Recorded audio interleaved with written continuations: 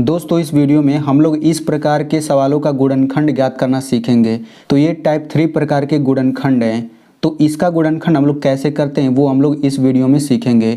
तो पिछली वीडियो में हमने गुणनखंड ज्ञात करना सीखा था। उन सब सवालों में यहाँ पे प्लस था, यहाँ पर भी प्लस था टाइप 1 प्रकार के गुणनखंड में, और टाइप 2 प्रकार के गुणनखंड में यहाँ पर प्लस था, यहाँ पर माइनस था। लेकिन टाइप 3 प्रकार के गुणनखंड में आप लोग देख सकते हैं यहाँ पर भी माइनस है और यहाँ पर भी माइनस है। तो अगर आप लोग नए हैं और टाइप 1 और टाइप 2 प्रकार के सवालों का गुणनखंड नहीं सीखे हैं तो उसका लिंक मैं यहाँ पे दे दूंगा, आप लोग उसे देख लीजिएगा। तो पहले आप लोग इस वीडियो को देख लीजिए, उसके बाद देखिएगा। तो मैं आपको पहले ही एक बात बताना चाहता हूँ कि इस वीडियो में हम लोग केवल 2 सवालों को हल करेंगे। इसमें ये जो दूसरा सवाल है ये काफ़ी महत्वपूर्ण है। इस प्रकार का सवाल हमने ना टाइप 1 प्रकार के गुणनखंड में लिया है, ना ही टाइप 2 प्रकार के गुणनखंड में लिया है। अब ये महत्वपूर्ण क्यों है वो आप समझ लीजिए, क्योंकि यहाँ पे देखिए यक्स के पहले यहाँ पे संख्या है, लेकिन इसमें यक्स के पहले कोई संख्या नहीं है। तो इस प्रकार के सवालों में बच्चे ज़्यादा गलतियाँ करते हैं और कन्फ्यूज होते हैं। तो आप लोग इसे ज़रूर समझिएगा। तो चलिए सबसे पहले हम लोग पहला प्रश्न हल करते हैं। तो देखिए इस प्रकार के सवालों को हल करने के लिए हमें पता ही है कि सबसे पहला काम क्या होता है। सबसे पहला काम हम लोग यही करते हैं कि एक्स स्क्वायर के पहले जो संख्या रहता है उसका गुणा हम लोग लास्ट वाली संख्या में करते हैं। ये तो हम लोग सभी में करेंगे। तो 3 का गुणा 4 में करिए, कितना आ जाएगा, 12 आ जाएगा। अब ऐसी 2 संख्या खोजिए जिनका गुणा करें तो 12 आ जाए और उनको घटाने पर ये -4 आना चाहिए। देखिए अगर यहाँ पे प्लस रहता है तो हमें जोड़ करके ये वाला लाना रहता है, लेकिन यहाँ पे माइनस रहेगा तो हमें घटा करके ये यक्स के पहले वाला लाना रहता है। ठीक है, तो देखिए 12 है ना, तो 12 को हम लोग क्या लिख सकते हैं, 12 को हम लोग लिख सकते हैं 4 गुणा 3। अब देखिए 4 3 12 होता है। अब हम लोग घटा करके भी देख लेते हैं कि क्या इतना आता है। तो देखिए 4 में से 3 घटाएंगे तो 1 आएगा, लेकिन हमें -4 चाहिए। और अगर हम लोग 3 में से 4 घटा दें तो -1 आएगा, यानी कि 4 और 3 वे संख्या नहीं है जिनको हम लोग खोज रहे हैं। तो अब हम लोग दूसरा ट्राई करेंगे। तो देखिए 4 3 तो नहीं हो गया। अब देखिए 6 और 2, अब देखिए 6 2 का गुणा करेंगे तो 12 आ जाएगा।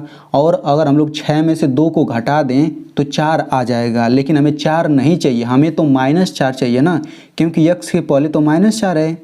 तो देखिए 2 संख्याओं को घटाने पर कब माइनस में आता है ये आपको पता होना चाहिए कि जब हम लोग छोटी संख्या में से बड़ी संख्या घटाते हैं तो उत्तर माइनस में आता है। यानी कि हम लोग अगर 2 में से 6 को घटाएं, छोटी संख्या 2 में से बड़ी संख्या 6 घटाएं तो ये -4 आएगा। ठीक है, यानी कि जिस हम लोग 2 संख्या को खोज रहे थे वे दोनों संख्या 6 और 2 है। इन दोनों का गुणा करने पर 12 आ जाता है, और देखिए 2 में से 6 को घटाने पर -4 आता है। तो हमें अब ये गुणा वाले से कोई मतलब नहीं, गुणा वाले समीकरण से हमें इसी से मेन मतलब है। अब क्या करेंगे, इन सभी संख्याओं में यक्स बस लगा देंगे। तो 2 के बाद हम लोग ऐसे यक्स लगा देंगे, माइनस है माइनस लिखेंगे। अब यहाँ पे 6 के बाद यक्स लगा देंगे बराबर। अब यहाँ पे इसके बाद भी यक्स लगा देंगे तो ये हो जाएगा -4 ठीक है। तो इतना करने के बाद आपको एक चीज़ और करना होगा। देखिए हम लोग एक रूल जानते हैं कि अगर कोई भी संख्या दिया है उसके पहले अगर कोई भी चिन्ह नहीं तो प्लस का चिन्ह रहता है। यानी कि 2x के पहले कोई चिन्ह नहीं, मतलब यहाँ पे प्लस का चिन्ह होगा, तो हम प्लस चिन्ह ऐसे दिखा सकते हैं। अब देखिए यहाँ पर भी -4x है, यहाँ पर भी -4x है, लेकिन यहाँ पर -4x पूरे इसके बराबर है। तो हम लोग इस -4x को हटा करके इसके जगह पे पूरा ये रख सकते हैं, ये वाला, क्योंकि -4x के बराबर है ना ये। तो चलिए रख लेते हैं। तो पहला पद वैसे ही रहेगा 3x²। अब हम ये -4x पूरा हटा देते हैं, इसके जगह पे ये रखेंगे ये, क्योंकि ये भी पूरा -4x के बराबर है। तो रख दीजिए, तो ये हो जाएगा +2x -6x और ये हो जाएगा -4। अब देखिए जैसे ही हम लोग इसके जगह पे ये रखेंगे हमारे पास 4 पद मिल जाएगा। ये पहला पद, दूसरा पद, तीसरा पद, चौथा पद। हम लोग चारों पदों को विस्तार रूप में लिख लेते हैं। तो देखिए 3x² को हम लोग कितना लिख सकते हैं, यहाँ पे देखिए 3 संख्या है ना, तो संख्या का हम लोग अभाज्य गुणनखंड कर देते हैं। तो 3 का अभाज्य गुणनखंड होगा नहीं, तो 3 को वैसे ही लिखेंगे। फिर गुणा, यक्स पर 2 घात है तो हम लोग यक्स का 2 बार गुणा कर देंगे। 3 घात रहता तो 3 बार गुणा करके लिखते हैं।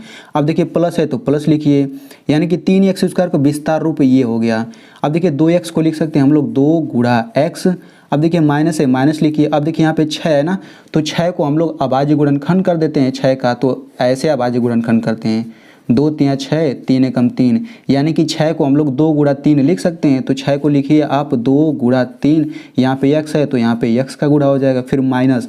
अब देखिए 4 का अभाज्य गुणनखंड करिए तो 4 का अभाज्य गुणनखंड करने के लिए ऐसे लिखेंगे 2 दूना 4, 2 एकम 2, यानी कि 4 को 2 गुणा 2 लिख सकते हैं। तो 2 गुणा 2 ये इतना हो गया। अब देखिए ये पहला पद हो गया, ये दूसरा, ये तीसरा पद, ये चौथा पद। अब हम लोग क्या करते हैं, 2 पदों का जोड़ा बनाते हैं। तो ये 2 पदों का जोड़ा बन गया, यहाँ से 2 पदों का जोड़ा बन गया। अब हम लोग क्या करेंगे, इन दोनों में से कॉमन लेते हैं। तो कॉमन क्या होता है, जो दोनों में होता है वही कॉमन होता है। तो देखते हैं दोनों में क्या क्या दिख रहा है आपको। देखिए इसमें यक्स दिख रहा है, इसमें भी यक्स है। अब इसके अलावा दोनों में कोई भी चीज़ नहीं दिख रहा, तो जो दोनों में होता है वही तो कॉमन होता है, यानी इसमें भी यक्स है, इसमें भी यक्स है, यानी कि यही कॉमन हो जाएगा। और जो कॉमन होता है वो कोष्टक के बाहर होता है। तो यक्स बाहर हमने कर दिया, यहाँ पे कोष्टक हो गया। ठीक है, अब यहाँ पे क्या बच जाएगा, 3 यक्स बचेगा। तो 3 यक्स लिखिए, प्लस है तो प्लस लिखिए। यहाँ पे क्या बचेगा, 2 बचेगा, तो यहाँ पे आप 2 लिख दीजिए, इतना हो गया। अब देखिए यहाँ पे माइनस है तो माइनस लिखिए। अब इन दोनों में से कॉमन लेना है ना, तो दोनों में देखिए क्या क्या है, इसमें भी देखिए 2 है, इसमें भी 2 है। अब इसके अलावा इन दोनों में कोई नहीं दिख रहा, तो 2 आप यहाँ कोष्टक में लिख लीजिए, मतलब 2 आप कोष्टक के बाहर लिखिए। अब जो बचा है उसको कोष्टक के अंदर लिखना है। तो यहाँ पे 3x बचेगा, तो 3x लिखिए। माइनस है तो माइनस लिखिए, यहाँ पे 2 बच जाएगा, तो यहाँ पे आप 2 लिखिए।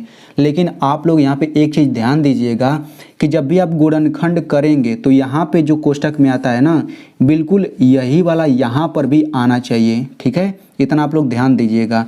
तो देखिए यहाँ पर प्लस है, यहाँ पे माइनस आ रहा है, तो यहाँ पे भी प्लस हो जाएगा ना।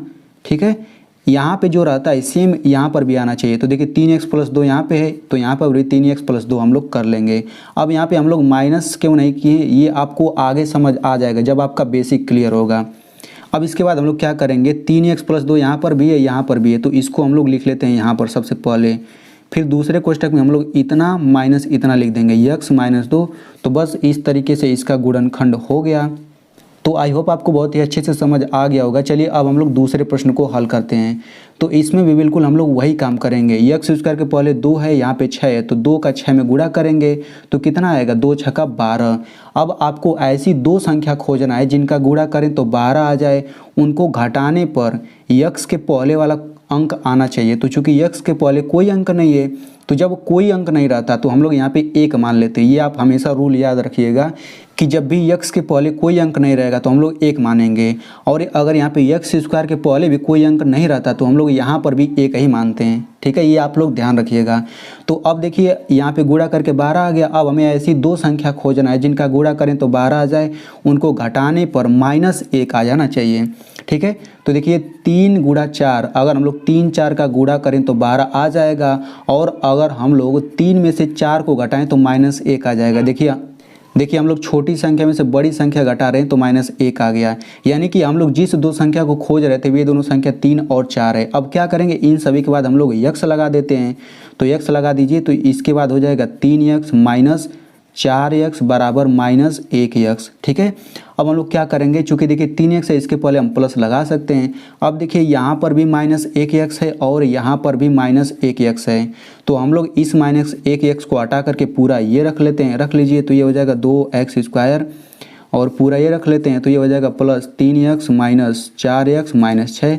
अब हम लोग क्या करेंगे, सभी का विस्तार रूप लिख लेते हैं। तो इसका विस्तार रूप क्या हो जाएगा, 2 गुणा x प्लस है प्लस लिखिए, 3x को लिख देंगे हम लोग 3 गुणा x, माइनस है माइनस लिखिए। अब 4 का अभाज्य गुणनखंड क्या होता है, 2 गुणा 2 होता है, फिर गुणा x माइनस 6 का अभाज्य गुणनखंड क्या करेंगे, 2 गुणा 3। यहाँ पे आप लोग देख सकते हैं 6 और 4 का अभाज्य गुणनखंड। अब बिल्कुल वैसे ही करेंगे, शुरू के 2 पद ले लीजिए और बाद के 2 पद, इन दोनों में से कॉमन लीजिए। तो देखिए इसमें x है, इसमें भी x है, तो x यहाँ पे कोष्टक के बाहर हो जाएगा। कोष्टक में क्या बचेगा, 2 और x बचेगा, 2x प्लस है प्लस लिखिए, यहाँ पे 3 बच जाएगा। फिर यहाँ पे माइनस है तो माइनस लिखिए। अब दोनों में क्या दिख रहा है, इसमें 2 दिख रहा है, इसमें भी 2 दिख रहा है, तो आप 2 कॉमन ले लीजिए, तो ये हो जाएगा 2। अब यहाँ पे कोष्टक लगा लेते हैं, क्या बचेगा, 2x बच जाएगा, माइनस बच जाएगा यहाँ पे 3। ठीक है, बिल्कुल उसी तरीके से आप करेंगे। चूँकि देखिए यहाँ पे जो आता है सेम यहाँ पर भी आता है, तो ये माइनस है तो हम लोग प्लस कर लेंगे। अब इसके बाद हम लोग क्या करेंगे, यहाँ पे जो दोनों जगह सेम है, इसको हम लोग सबसे पहले लिख लेते हैं और फिर बाद में इतना लिख देंगे, x माइनस 2। तो इस तरीके से ये आंसर हो गया।